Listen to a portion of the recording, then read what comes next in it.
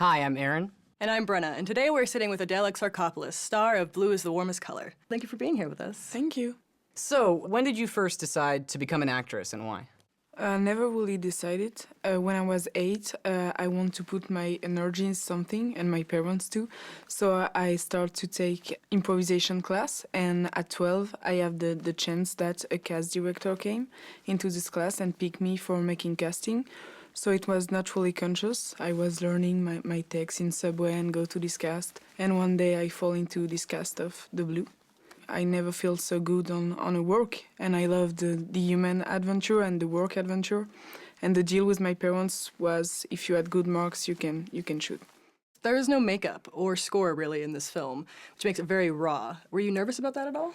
No, because I love the fact that it's a movie about skin and reality. Mm-hmm. So I love to transform myself to be like ugly, beautiful, and everything. The connection between you and Leah is so real and visceral. I mean, did it ever freak you out that you were getting this close to her? Or, I mean, how did you handle all that? It's scary because I heard a lot of story where people playing together and doesn't like each other or the feeling doesn't pass. So in this kind of relation, I don't want to first try to be friendly. I want it to be natural, and it helps because the first scene we shoot together was a sex scene. Oh, really? Yeah, so when you meet someone naked, it's not the same, you're vulnerable, you're yourself. Speaking of the sex scenes, how did you prepare for them? Could you prepare for them, or were you nervous about them? I was nervous because it was the first time I was really making so intimate scene. But we were aware that he's gonna treat this scene like the other one, like a school one, like a food one with the same time and with the same kind of improvisation. He doesn't want us to be like in a kind of choreography. He just tells us the situation. Like for me, it's my first time. I never have sex with a girl. I have no experiences. She's driving the act and dominated the love, the sex. And it was it. And after we just have to make kind of body language and it was funny because he wants us to like make evolution of the sexuality because it become more intense or more sensual or, every time are so different. And so like day after day, sometimes we're like, what position we're going to do today? And we're like, does that work? It could work. And it was funny. It was not the more difficult scene. We laugh a lot on this scene because you're nervous, so you're laughing. What was it like to hear Steven Spielberg say that you gave, a breathtaking, incredible performance? How did you feel about that?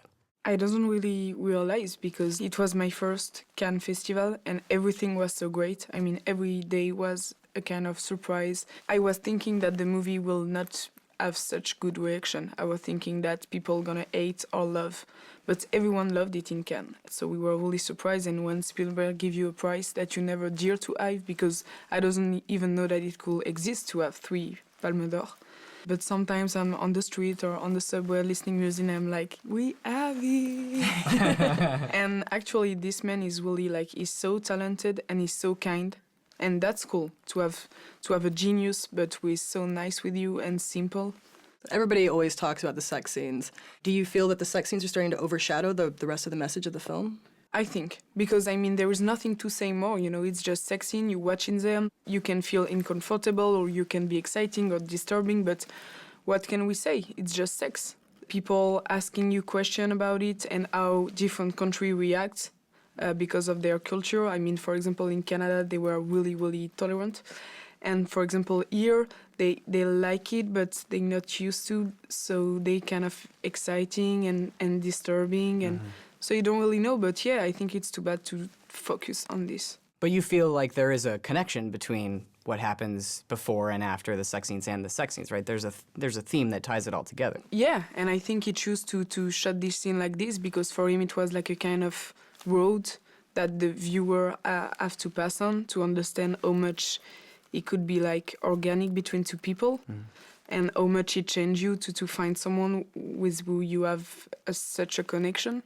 I read somewhere that Abdelatif Kechiche cast you because of the way he saw you eat the first time you guys met. Is that true? Yeah, he say this. But because I can know and see how much he loves to watch people eating, because for him he reflects so much about your personality, the way you eat. and all the time we were drinking coffee. Was like, you want something to eat? I was like, no, I'm cool. Yeah, take a piece of pie. And I was like, no, I'm cool. No, take a steak. And I was like, what? But the casting was hard because it was during 2 months, and that's cool because you desire a lot when you come back.